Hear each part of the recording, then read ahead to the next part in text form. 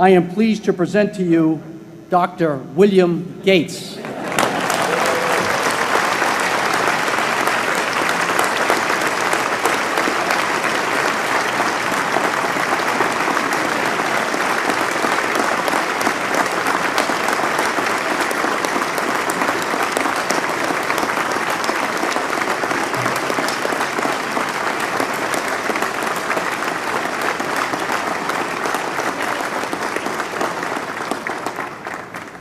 Thank you.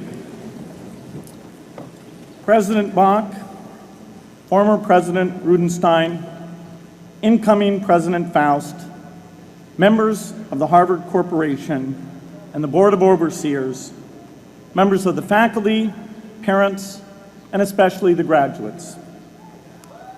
I've been waiting more than 30 years to say this.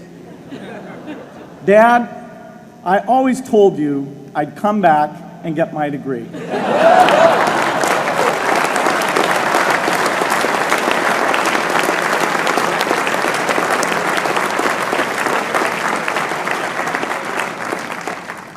I want to thank Harvard for this honor. I'll be changing my job next year, and it will be nice to finally have a college degree on my resume. I applaud the graduates for taking a much more direct route to your degrees. For my part, I'm just happy that the Crimson called me Harvard's most successful dropout.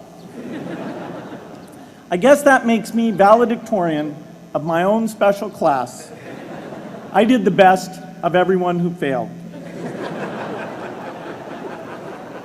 But I also want to be recognized as the guy who got Steve Ballmer to drop out of business school.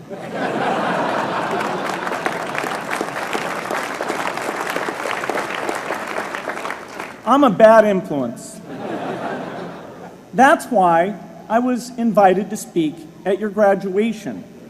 If I'd spoken at your orientation, fewer of you might be here today.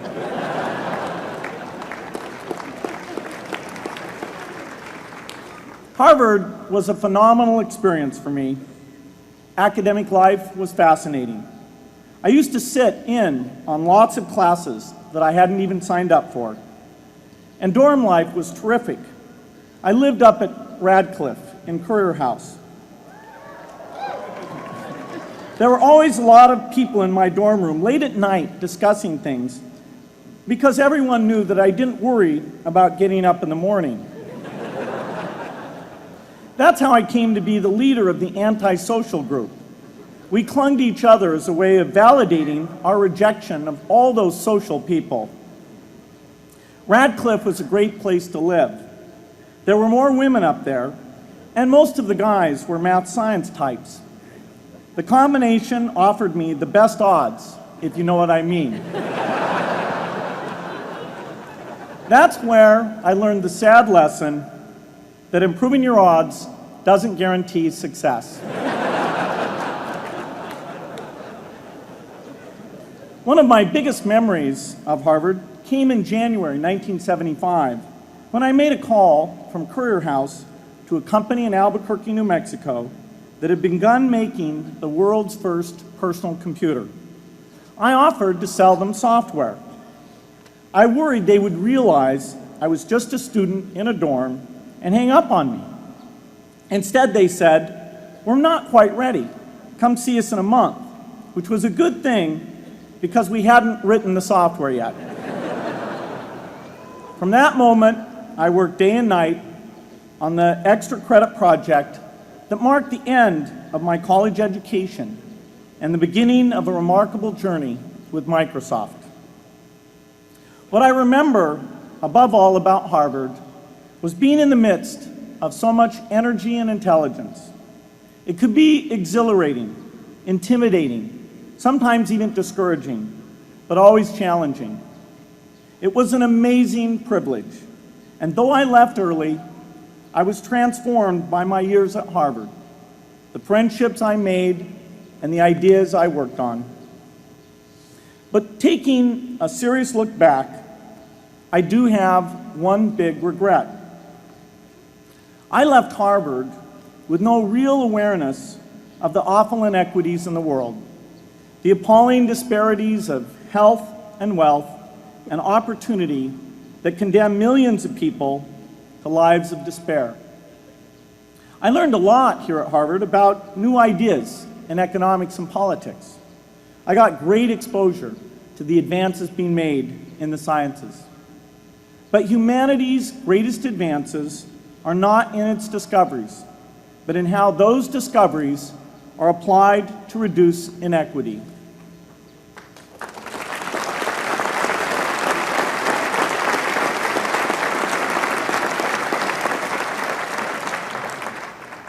Whether through democracy, strong public education, quality health care, or broad economic opportunity, reducing inequity is the highest human achievement.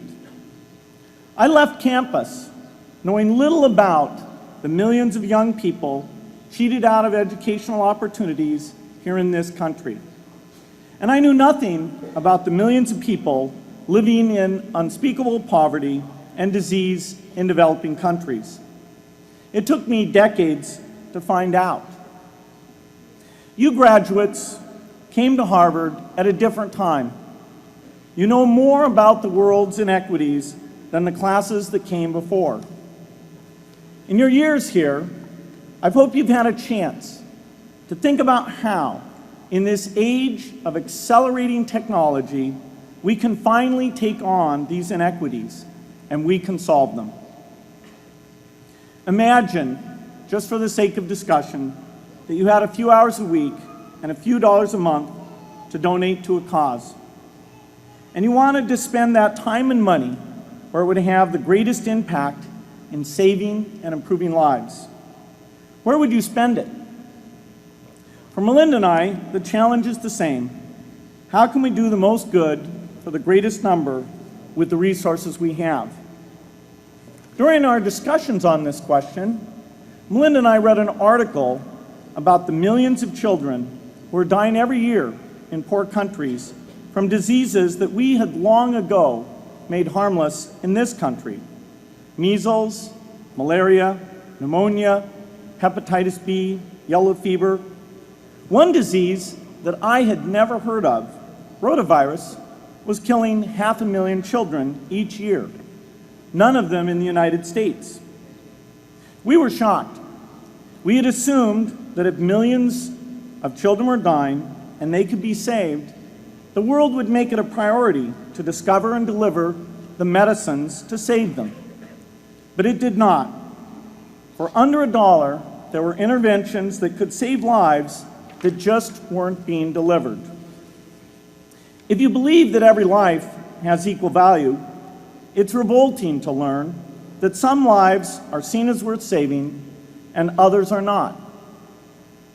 We said to ourselves, this can't be true, but if it is true, it deserves to be the priority of our giving. So we began our work in the same way anyone here would begin it. We asked, how could the world let these children die? The answer is simple and harsh. The market did not reward saving the lives of these children, and governments did not subsidize it. So the children died because their mothers and fathers had no power in the market and no voice in the system. But you and I have both. We can make market forces work better for the poor if we can develop a more creative capitalism. If we can stretch the reach of market forces so that more people can make a profit or at least earn a living serving people who are suffering from the great inequities. We can also press governments around the world to spend taxpayer money in ways that better reflect the values of the people who pay the taxes. If we can find approaches that meet the needs of the poor in ways that generate profits for business and votes for politicians, we will have found a sustainable way to reduce inequity in the world. Now, this task is open-ended. It can never be finished. but a conscious effort to answer this challenge can change the world. I'm optimistic that we can do this, but I talk to skeptics who claim there is no hope. They say, inequity has been with us since the beginning and will be with us until the end, because people just don't care. I completely disagree. I believe we have more caring than we know what to do with. All of us here in this yard, at one time or another, have seen human tragedies that broke our heart, and yet we did nothing, not because we didn't care, but because we didn't know what to do. If we had known how to help, we would have acted. The barrier to change is not too little caring. It is too much complexity. To turn caring into action, we need to see a problem, see a solution, and see the impact. But complexity blocks all three steps.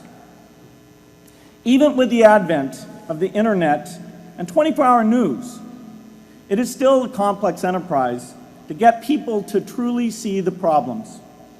When an airplane crashes, officials immediately call a press conference. They promise to investigate, determine the cause, and prevent similar crashes in the future. But if the officials were brutally honest, they would say, of all the people in the world who died today from preventable causes, 0.5% were on this plane. We're determined to do everything possible to solve the problem that took the lives of the 0.5%. The problem is not just the plane crash, but the millions of preventable deaths. We don't read much about these deaths. The media covers what's new, and millions of people dying is nothing new. So it stays in the background where it's easy to ignore. But even when we do see it or read about it, it's difficult to keep our eyes on the problem. It's difficult to look at suffering if the situation is so complex that we don't know how to help. And so we look away. If we can really see a problem, which is the first step, we come to the second step, cutting through the complexity to find a solution. Finding solutions is essential if we want to make the most of our caring. If we have clear and proven answers anytime an organization or individual asks, how can I help? Then we can get action, and we can make sure that none of the caring in the world is wasted. But complexity makes it hard to mark a path of action for everyone who cares, and makes it hard for their caring to matter.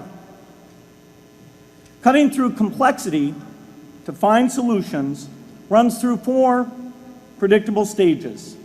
Determine a goal, find the highest impact approach, deliver the technology ideal for that approach, and in the meantime, use the best application of technology you already have. Whether it's something sophisticated like a new drug or something simple like a bed net. The AIDS epidemic offers an example. The broad goal, of course, is to end the disease. The highest leverage approach is prevention. The ideal technology would be a vaccine that gives lifelong immunity with a single dose. So governments, drug companies, and foundations are funding vaccine research. But their work is likely to take more than a decade. So in the meantime, we have to work with what we have in hand, and the best prevention approach we have now is getting people to avoid risky behavior. Pursuing that goal starts the 4-step cycle again. This is the pattern. The crucial thing is to never stop thinking and working, and never do what we did with malaria and tuberculosis in the 20th century, which is to surrender to complexity and quit. The final step, after seeing the problem, and finding an approach is to measure the impact of the work and to share that, success or failure, so that others can learn from the efforts. You have to have the statistics, of course. You have to be able to show, for example, that a program is vaccinating millions more children. You have to be able to show, for example, a decline in the number of children dying from the diseases. This is essential not just to improve the program, but also to help draw more investment from business and government. But if you want to inspire people to participate, you have to show more than numbers. You have to convey the human impact of the work so people can feel what saving a life means to the families affected. I remember going to the World Economic Forum some years back and sitting on a global health panel that was discussing ways to save millions of lives. Millions! Think of the thrill if you could save just one person's life, then multiply that by millions. Yet, this was the most boring panel I've ever been on. Ever. So boring, even I couldn't stand it. What made that experience especially striking was that I had just come from an event where we were introducing version 13 of some piece of software, and we had people jumping and shouting with excitement. I love getting people excited about software, but why can't we generate even more excitement for saving lives? You can't get people excited unless you can help them see and feel the impact.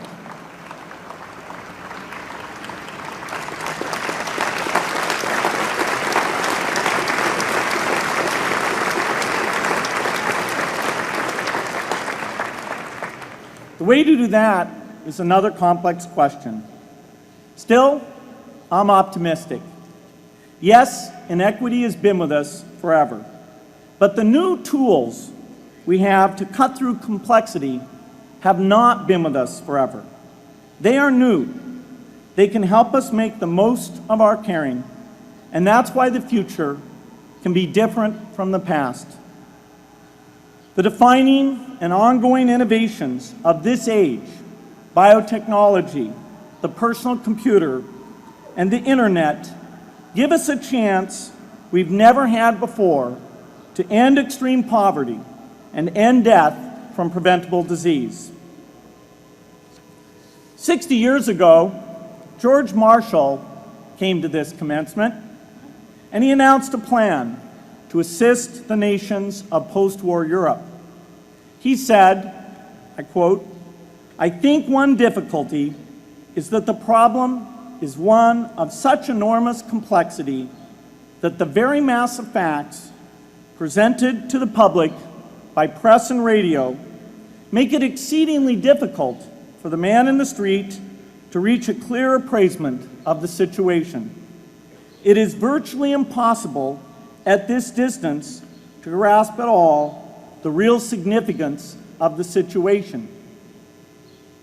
30 years after Marshall made his address, which was 30 years ago, as my class graduated without me, technology was emerging that would make the world smaller, more open, more visible, less distant.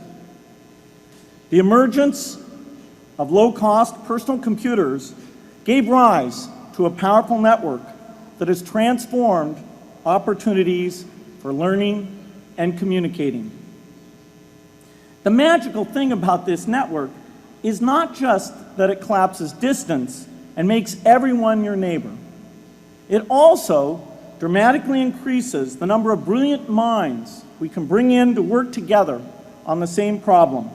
And it scales up the rate of potential innovation to a staggering degree. At the same time, for every person who has access to this technology, 5 people don't. That means many creative minds are left out of this discussion.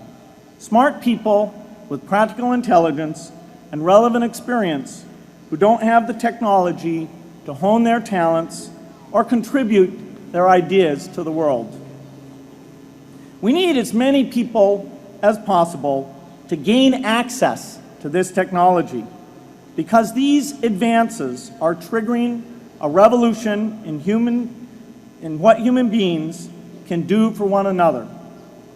They are making it possible, not just for national governments, but for universities, corporations, small organizations, and even individuals to see problems, see approaches, and measure the impact of their efforts to address the hunger, poverty, and desperation George Marshall spoke of 60 years ago. Members of the Harvard family, here in the yard is one of the great collections of intellectual talent in the world. For what purpose? There is no question that the faculty, the alumni, the students, and the benefactors of Harvard have used their power to improve the lives of people here and around the world. But can we do more? Can Harvard dedicate its intellect to improving the lives of people who will never even hear its name? Let me make a request of the deans and the professors, the intellectual leaders here at Harvard. As you hire new faculty, award tenure, review curriculum, and determine degree requirements, please ask yourself, should our best minds be more dedicated to solving our biggest problems? Should Harvard encourage its faculty to take on the world's worst inequities?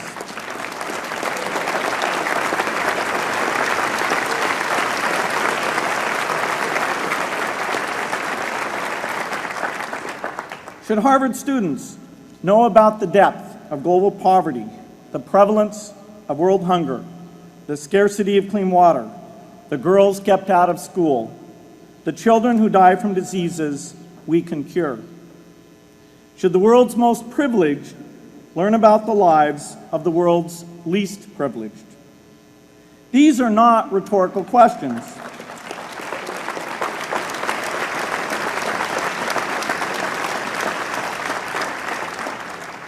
You will answer with your policies.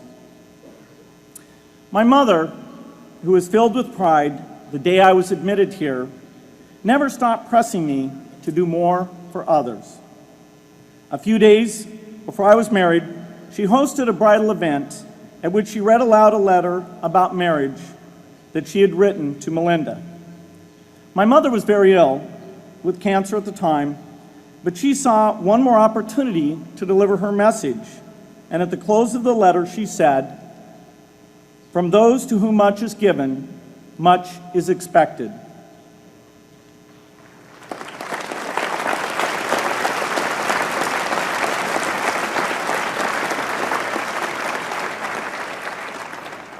When you consider what those of us here in this yard have been given in talent, privilege, and opportunity, there is almost no limit to what the world has a right to expect from us. In line with the promise of this age, I want to exhort each of the graduates here to take on an issue, a complex problem, a deep inequity, and become a specialist on it. If you make it the focus of your career, that would be phenomenal.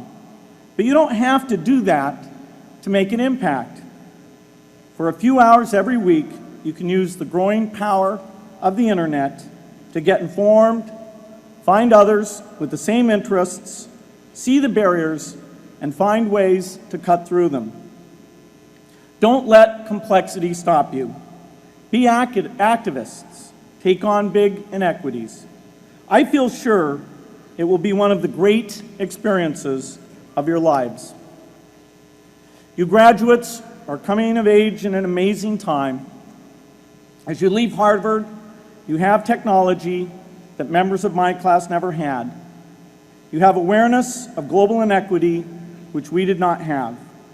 And with that awareness, you likely also have an informed conscience that will torment you if you abandon these people whose lives you could change. with modest effort. You have more than we had. You must start sooner and carry on longer. And I hope you will come back here to Harvard 30 years from now and reflect on what you have done with your talent and your energy. I hope you will judge yourselves not on your professional accomplishments alone, but also on how well you have addressed the world's deepest inequities, on how well you treated people a world away who have nothing in common with you but their humanity. Good luck.